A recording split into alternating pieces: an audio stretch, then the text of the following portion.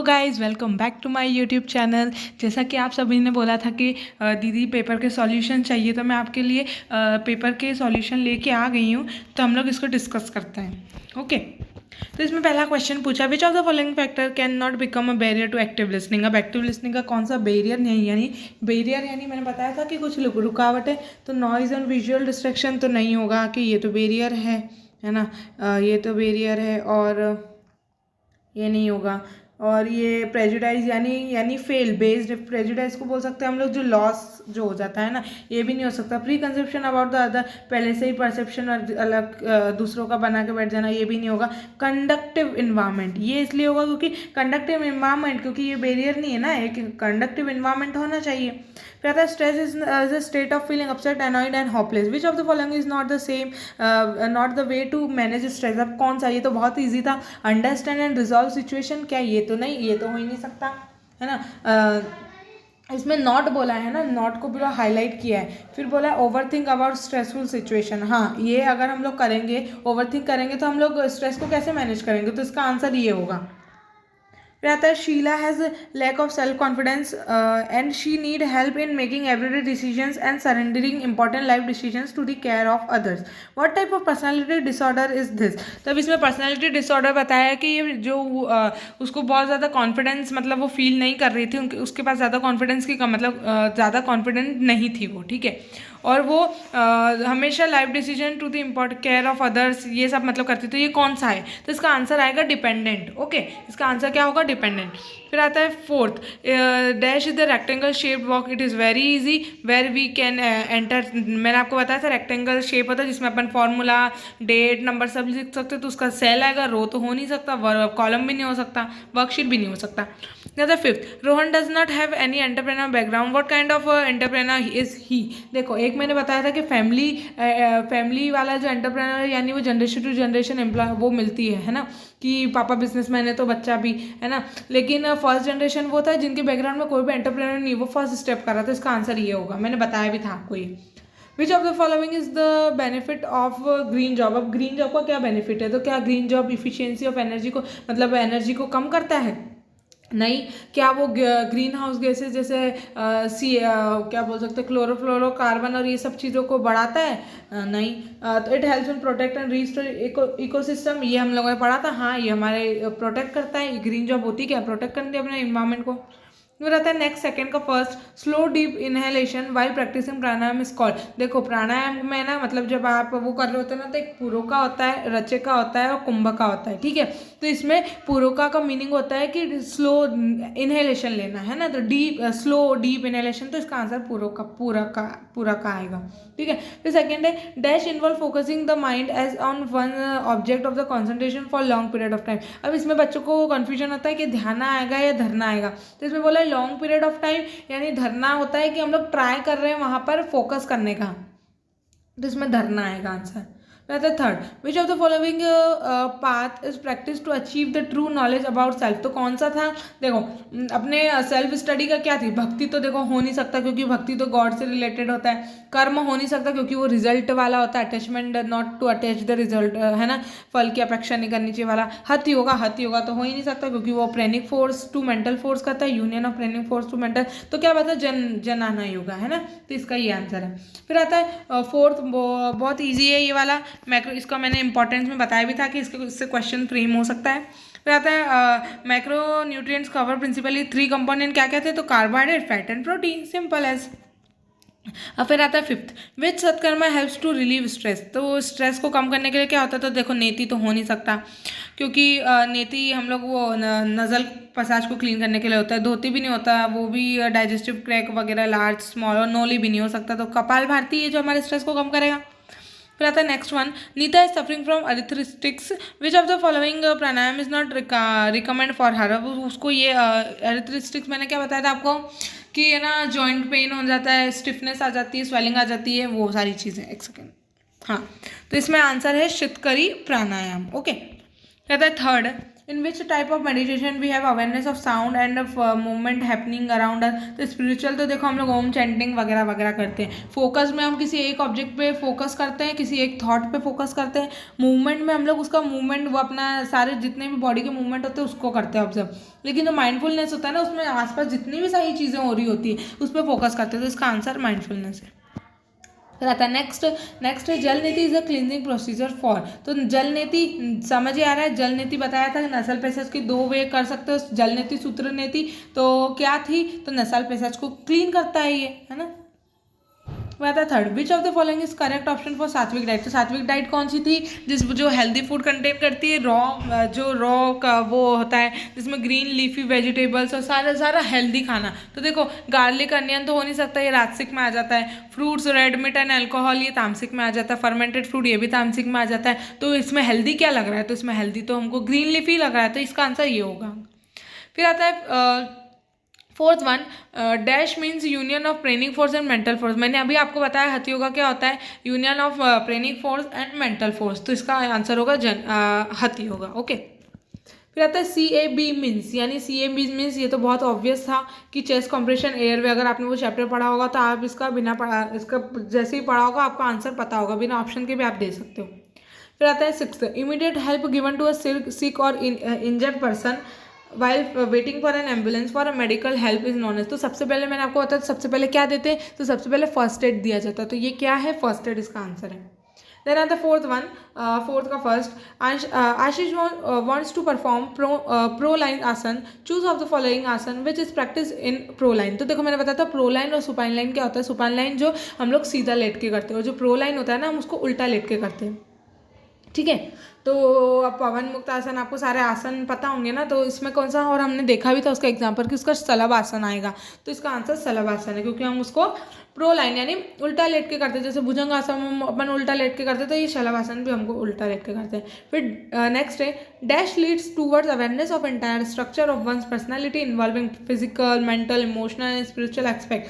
तपस हो नहीं सकता क्योंकि वो बॉडी में जनरेट करता है हीट। ईश्वर प्राणिधान है यानी devote to God, offering to our life to God कर देना। फिर आता है स्वाध्याय है, ये होता है सेल्फ स्टडी। तो इसका आंसर ये होगा कि हमको सारी चीज़ें हमारी पता होनी चाहिए अपनी पर्सनालिटी में। फिर आता है third one, in which type of the yoga works are done without attachment to the result. मैंने अभी बताया था कि कर्म योगा, कर्म से समझ आ रहा है, कर्म करते जा फल की अपेक्षा मत कर, ये वाली एक लाइन होती है ना।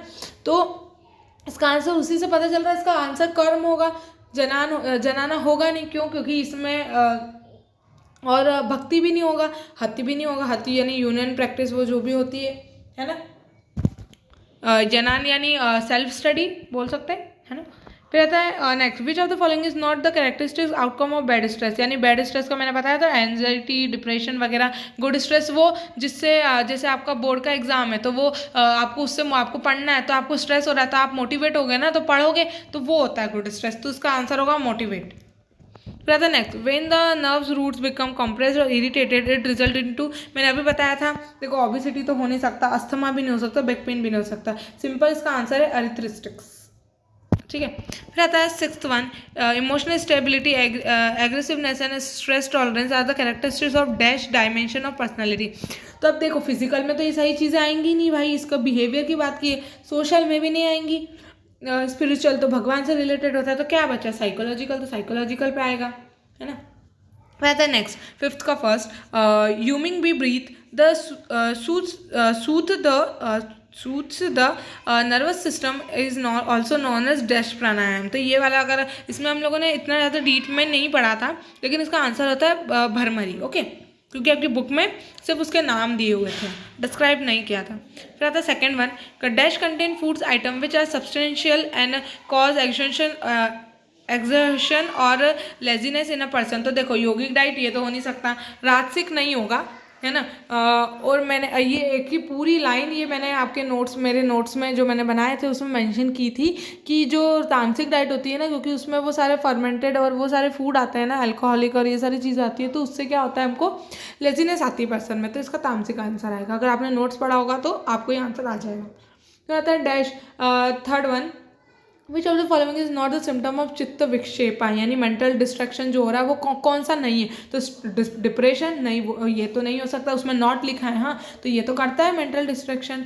Irregular breathing, trembling of body भी, तो क्लैरिटी ऑफ थॉट्स, हाँ ये वाला है इसका आंसर। ओके, फिर आता है fourth one, which of the following kriya is not suggested for the management of asthma. अब अस्थमा हो रहा है तो आप क्या जल नीति करोगे ना, नसल की क्लिनजिंग करोगे क्या, पॉसिबल ही नहीं है। कपाल भारती, देखो इसमें है ना कपाल भारती तो हाँ अस्थमा के लिए होता है, बहुत बेनिफिशियल होता है। वस्त्र धोती ये भी होता है, लेकिन इसमें है ना देखो कन्फ्यूजन होगा, जल नीति करें या नौली करें। वैसे तो इसका आंसर जल नीति भी होना चाहिए, पर हमको सिर्फ एक ही ऑप्शन दिया है तो हम लोग ज़्यादा प्रायोरिटी नौली पे देंगे। अंडरस्टैंड। फिर the fifth one, at the dash pranayama restore harmony to the flow of prana vital force by removing blocks and imbalance। तो ये कौन सा है कोशा, तो ये प्राणामया कोशा है। ओके, फिर आता है sixth one, Purva teachers told her that her Anamaya kosha is increasing. Which of the following is mainly helpful in increasing the Anamaya kosha? तो इसका आंसर आएगा आसनास। ओके, फिर हम लोग आ जाते हैं हमारे सेक्शन बी पे, सब्जेक्टिव टाइप क्वेश्चंस। तो इसमें पहले हमारा क्वेश्चन पूछा है, acronym respect is used to ensure active listening included the expansion of any 4 letter. यानी हमको ये बताना है, रिस्पेक्ट का पूरा बताना है ना। तो आर से क्या होता है, रिमूव डिस्ट्रैक्शन। ई से बोलते हैं आई कॉन्टेक्ट होने, ठीक है। फिर एस से हम लोग क्या बोलेंगे कि sound that you are listening. और फिर पी से आएगा पे अटेंशन, ई से आएगा एम्पैथिस और फील द इमोशन, ठीक है। सी से आएगा क्लैरिफाई डाउट्स, और टी से आ जाएगा turn yourself to the timing of the speaker. तो इसको आपको थोड़ा सा डिस्क्राइब करके लिखना है। फिर आता है explain any 2 dimension of big 5 factor. तो मैंने आपको बिग 5 थ्योरी बताई थी, जिसका ओशियन था, है ना, ओशियन था। तो ओ से ओपननेस, सी से कॉन्शियसनेस, ई से एक्स्ट्रावर्जन, ए से एग्रीएबल और एन से न्यूरोटिज्म। तो इसमें से दोनों में से कोई सा भी आप एक लिख सकते हो, है ना।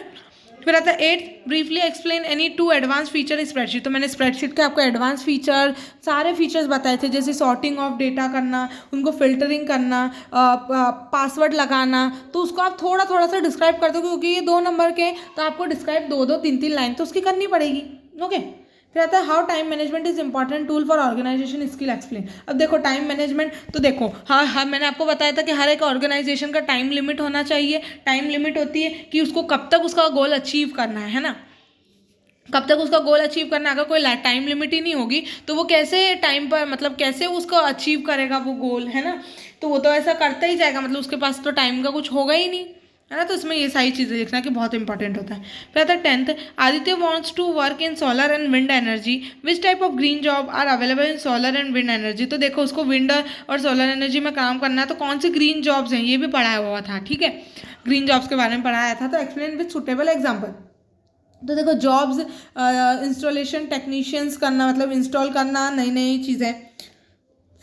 फील्ड टेक्नीशियन यानी उसकी उस पर जाना, क्या बोल सकते हैं, सारी नई नई, जैसे उसने बोला available in are available in solar and wind energy. तो क्या क्या है, तो installation of technicians, field technicians. अब इसमें आप कोई सा भी एक एग्जांपल लिख देना, कि कोई भी किसी भी ले लेना कि हाँ ये था तो उनको इस पे जाना था, तो उन्होंने ये फील्ड यूज़ करी, है ना, और ग्रीन जॉब की, है ना। ये सारी चीज़ें लिख सकते हो। फिर आता है इसमें आपको एनी 4 करने हैं। हाँ ये सारे ऊपर आपने आई होप पढ़ा होगा कि कितने क्वेश्चन करने हैं। फिर आता है 11, what are the order of CPR intervention in new born babies. तो मैंने एडल्ट का बताया था, CA भी होता है, और बेबीज़ का बताया था ABC होता है, ठीक है। A यानी एयरवे, B यानी ब्रीदिंग, और C यानी चेस्ट कॉम्प्रेशन। तो इनको आपको डिफाइन कर देना है कि एयरवे पाथवे खोलना पड़ता है उनका, एयरवे के लिए चेस्ट कॉम्प्रेशन। अब इंटरवेंशन यानी चेस्ट कॉम्प्रेशन हमको 100 टाइम्स देना है विद इन अ मिनट, ठीक है। और बच्चों में हम लोगों को 1 हैंड का यूज़ करके, 1 हैंड का यूज़ होगा और 2 फिंगर्स का होगा। एडल्ट में दोनों हैंड्स का होता है, लेकिन इसमें 1 हैंड और 2 फिंगर्स का होता है यूज़।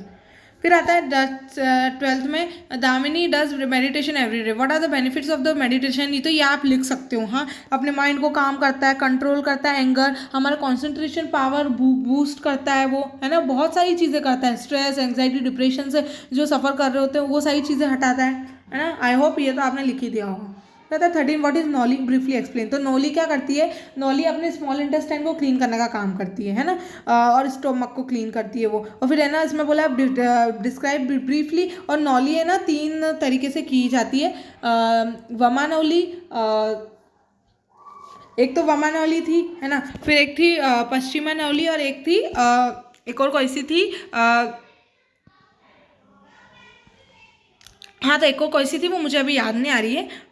तो ये सारे आप लिख सकते हो है ना। और इसमें इसके अगर अपने को और लिखना है तो आप इसका बोल सकते हो कि क्या बोल सकते हैं, हाँ इसके बेनिफिट्स लिख देना कि ये क्या करता है, ये सारे टॉक्सिन सब्सटेंस को अपनी बॉडी में से निकालता है, सारी चीज़ें करता है। ओके, फिर आता है 14 का, Deepak is suffering from obesity, suggest him 2 pranayama and 2 asana to manage obesity. अब वो उसको ओबेसिटी है ना, तो अब सजेस्ट करो 2 प्राणायाम और 2 आसन। तो प्राणायाम में हम लोग लिख सकते हैं नौली, कपाल भारती और ओम ओम ओम चैंटिंग कर सकते हैं। तो इसका प्राणायाम तो ये हो जाएगा। फिर जो आसना है ना, आसना में हम लोग सूर्य नमस्कार कर सकते हैं, ताड़ासन कर सकते हैं, इसमें एक और लिख सकते हो वक्रासन आप कर सकते हो। ठीक है, फिर आपके अगर आपको और भी पता है आसन तो आप उसमें लिख सकते हो। ओके, फिर आता है 15 ब्रीफली एक्सप्लेन मनोमाया कोशा। ठीक है, तो इसको एक्सप्लेन करना है आपको। तो ये मैंने आपका आंसर लिखा है। अगर आपने ये लिखा है तो आप मतलब इससे रिलेटेड भी लिखा है ना, तो आपने सही किया है। वैसे तो वहाँ पर कितने के एनी 4 था ना, तो अगर आप इसको स्किप भी करते तो चलता। तो इसमें क्या बोला है, these are the action and reaction of the physical body. Action reaction करता है विच मेंटेन, जो कि क्या मेंटेन करता है, अपने जो फीलिंग्स है, इमोशंस और इन सबको मेंटेन करता है। फिर आता है 16 what are the characteristics of good stress. तो क्या कैरेक्टरिस्टिक्स है, ब्रीफली एक्सप्लेन। तो गुड स्ट्रेस क्या करता है, हमको मोटिवेट करता है, इनकरेज परफॉर्मेंस, यानी हम लोग ये बोल सकते हैं कि हमारी परफॉर्मेंस को ये बोल सकते हैं इम्प्रूव परफॉर्मेंस, इनकरेज परफॉर्मेंस, और भी आप सब बहुत सारे लिख सकते हैं। लेकिन यहाँ पे 2 नंबर का क्वेश्चन पूछा ना, तो हम लोग 2 मार्क्स लिखेंगे। फिर आता है कि इसमें से अब 3 क्वेश्चन करने हैं आपको है ना। 17 क्वेश्चन पूछा है, practice of yogic asanas and any inattentively may cause several injuries, outline some important points to be kept in mind while performing yogic asana। तो आपको क्या क्या पॉइंट्स ध्यान में रखने चाहिए। तो सबसे पहला कि हमको हमेशा yoga under the guidance of teacher करना है। ठीक है, हमको आसना से do not perform it by jerks, jerk से मतलब एक से झटके से परफॉर्म नहीं करना है, स्लोली स्लोली करना है। और हम लोगों को जिनको मेजर सर्जरी है उनको ये सारी मतलब 6 मंथ तक अवॉइड करना चाहिए। ठीक है, और जो कि प्रेग्नेंट लेडी और मेंस्ट्रुअल ड्यूरिंग मेंस्ट्रुअल साइकिल इसको अवॉइड करना चाहिए। और उसमें आप एक और लिख सकते हो कि do not perform beyond the capacity, यानी आपकी कैपेसिटी के बियॉन्ड ये इसको नहीं करना चाहिए। फिर आता है 18 what is the concept of mental health wellbeing according to Patanjali yoga, explain the causes of faulty. तो सबसे पहले तो इसमें आप मेंटल हेल्थ का बोल देना, डिफाइन कर देना कि वो होती है जिसमें हम लोग मतलब अच्छे से परफॉर्म कर पा रहे सारी एक्टिविटी, तो ये वो है। फिर और इसके फॉल्टी मेंटल हेल्थ क्या होता है, मैंने आपको बताया था ना, चित्त विक्षेपा, ये सारी चीज़ें, तो उसके अंदर का आप ये लिख सकते हो। तो ये लिख देना स्ट्रेस, डिप्रेशन वगैरह। तो आप अगर चित्त विक्षेपा ये सब भी लिखोगे तो चलेगा। फिर आता है 19 what is the significance of hatha yoga, yoga practices in promotion of health. तो ये क्या करता है, इम्प्रूव रेस्पिरेटरी डाइजेस्टिव सिस्टम को इम्प्रूव करता है ना, ये सारी चीज़ें करता है। फिर आता है what are the effects of stress on respiratory and digestive system, how can you manage stress through yogasana. तो आप कैसे मैनेज कर सकते हो, तो क्या इफेक्ट पड़ेगा। तो देखो, अगर रेस्पिरेटरी सिस्टम पे आपको क्या ड्यूरिंग स्ट्रेस, तो वो अपनी जो ब्रीदिंग है ना वो फास्टर हो जाएगी है ना। फिर डाइजेस्टिव यानी liver producer extra blood sugar, यानी आपको डाइजेस्टिव प्रॉब्लम होने लग जाएगी है ना। तो इसमें क्या क्या आसन है, 4 आसन करो। तो एक गोमुख आसन, दूसरा सूर्य नमस्कार, फिर आता है उस्त्रासन। तो ऐसे ऐसे आसन आप लोग लिख सकते हो। फिर आता है 21 वाला, Shreya systolic BP has 150 minimum Hg and diastolic BP 90 mm Hg and she was diagnosed with moderate hypertension. तो उसका हाइपरटेंशन है, यहाँ पर इसका बीपी का बता रखा है कि इसका इतना हाई है और इतना लो है ना। तो इसमें बताया कि suggest dietary management for health. तो अब उसको क्या क्या खाना चाहिए, तो एडुकेट न्यूट्रिशन लेना चाहिए, उसको फ्राइड फूड और ये सारा चीज़ अवॉइड करना चाहिए। और मैंने एक चीज़ बताई थी कि है ना, जिसको हाइपरटेंशन होता है उसको सॉल्ट ज़्यादा नहीं खाना चाहिए। तो हाई सॉल्ट जिसमें कंटेन है ना, जिस फूड में हाई सॉल्ट है तो उसको वो नहीं लेना है। फिर आता है explain the procedure of ustrasana to manage hypertension. तो उस्त्रासना कैसा होता है, आपको ऐसा बैंड होना होता है और है ना आप ऐसे आपके नी के बल बैठोगे और आपको पूरा बैक जाना है, अपने हाथों को लेके पूरा बैक जाके आपको अपने जो अपने फोल्ड किए हुए हैं ना पैर, उनको उल्टा ऐसे टच करना होता है। तो जैसे इसको कैमल पोज भी बोलते हैं, अगर आपने देखा हो तो। ये मैंने बनाया तो है, पर आपको ये समझ नहीं आएगा शायद। जैसे कि एक सेकेंड, हाँ, जैसे कि ये एक इंसान है ना, तो वो ऐसा बैठा हुआ है ना, और उसने ऐसे पाँव कर रखे हैं, मतलब उल्टा ऐसा ऐसा बैठा हुआ है, उसने ऐसे पाँव को फोल्ड कर रखा है नी के बल, है ना, और फिर उसका जो हेड है, उसके हाथ वो ले जा रहा है और हेड को, और ये जो अपनी जो ये है ना टोज, उसको टच कर रहा है, ठीक है। तो ये वो होता है उत्तरासना। तो इतने ही क्वेश्चन थे। आई होप आप लोगों ने, आपका पेपर अच्छा गया होगा, है ना, और आपने सारे क्वेश्चन सही किए होंगे। And for such content, subscribe to my channel Schooling Gyan.